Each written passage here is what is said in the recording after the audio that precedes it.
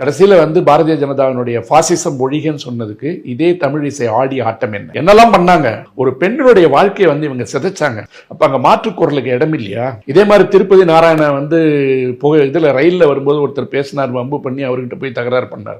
இவர்கள் மாற்று குரல் என்பது கூட வெளியே வரக்கூடாது, மாற்று சிந்தனையை வெளியே வரக்கூடாது என்று சொல்லுகின்ற மடத்தனமான கூட்டத்தில் தமிழ்நாட்டை கொண்டு போய் அடையாளப்படுத்தியவர்கள். அந்த சோஃபியா அந்த பொண்ணு படிப்பு போய் வழக்குக்கு போய் இப்பதான் சமீபத்தில் அந்த வழக்குல வென்று அது வெளியில வந்து அனிதாவுடைய மரணத்தை பத்தி பேசும்போது ஏதாவது பேசியிருக்காங்களா?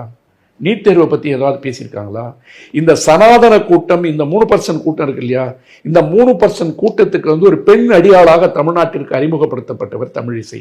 ஆண் அடியாளாக அறிமுகப்படுத்தப்பட்டவர் பாரதிய ஜனதா கட்சியினுடைய தலைவர். ஆனால் ஒரு எளிய பின்னணியிலிருந்து ஒடுக்கப்பட்ட சமுதாயத்திலிருந்து வந்த ஒரு பெண்மணியை அந்த ஜாதியை ஏமாத்துறதுக்கு, அந்த இனத்தை ஏமாத்துறதுக்கு ஒரு பதவியை கொடுக்குற மாதிரி காமிச்சு அவங்க அவங்களுக்கும் எதுவும் செய்யல.